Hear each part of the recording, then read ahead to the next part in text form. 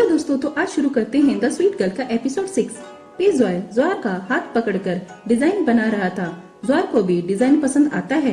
अचानक से पीजॉय कहता है, पर इस डिजाइन को मुझसे बेहतर मिस्टर लुओ बना सकते हैं।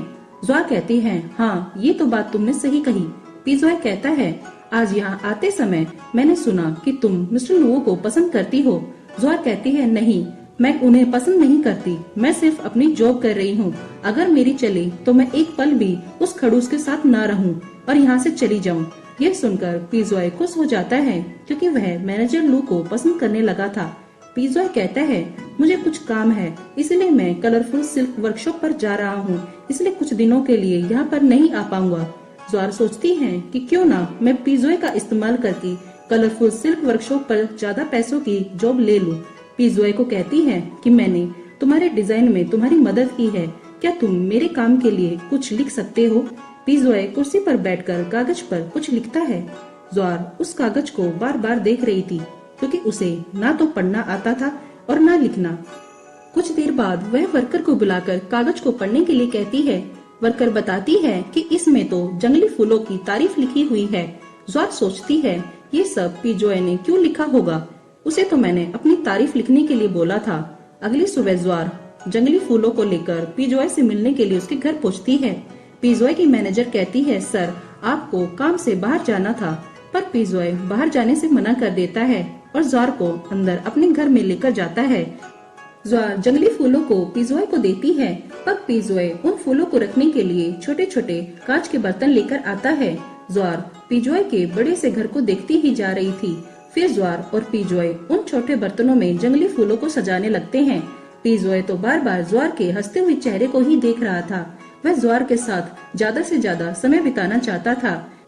दूसरी तरफ मिस्टर लुओ और सुई वर्कशॉप से बाहर जा रहे थे। तभी ज्वार वहाँ उन्हें दिख जाती है और उन्हें देखकर वह छिपने लगती है। मिस्टर लुओ ज्वार से पूछते हैं, तुम कहाँ भाग रही हो और तुमने अपने पीछे क्या छिपा रखा है? ज्वार कहती है, आपको तो पता है कि पीजॉय हमारे लिए कितने जरूरी हैं, इसलिए मैं उनकी पसंद के जंगली फूल उन्हें देने गई थी। मिस्टर लुओ गुस्से में कहते हैं, अब तुम्हें जाकर वर्कशॉप पर कुछ काम भी कर लेना चाहिए। ज्वार के जाने पर सुई मिस्टर लुओ को कहते हैं कि मैनेजर लो कुछ ज्यादा ही पीजॉय के करीब आ रही है।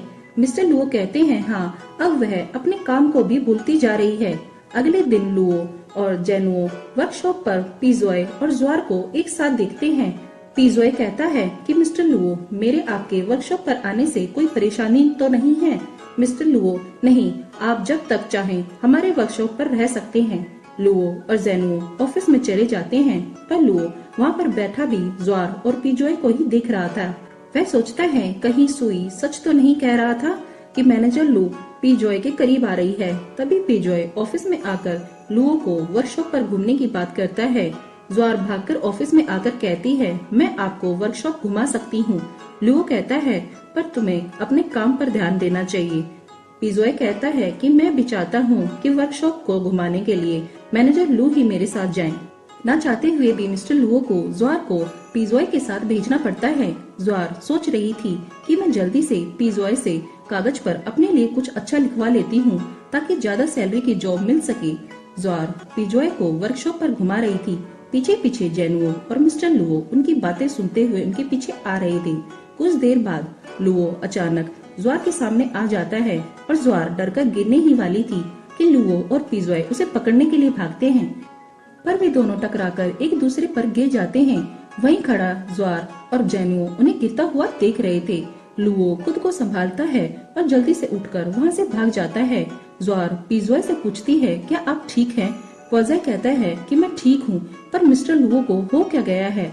ऑफिस में जाकर लुओ और जेनुओ सोचते हैं कि अब उन्हें करना क्या चाहिए।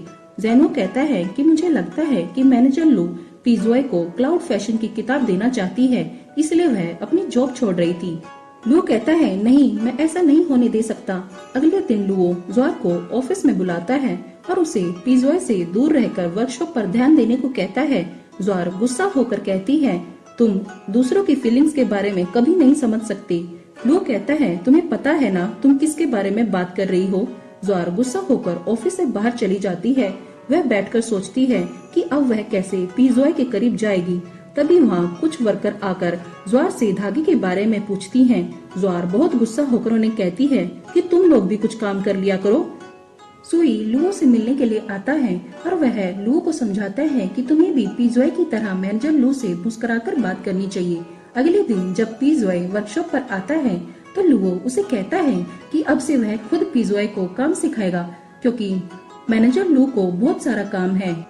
पीजॉय को ना चाहते हुए भी कुछ देर लुओ के साथ रहना पड़ता है। फिर वह जल्दी से वहाँ से भाग जाता है। लुओ सोचता है कि तुम जो सोच रहे हो मैं वह कभी नहीं होने दूंगा। लुओ पूरी रात जागकर सुई की बातों को सोच रहा था।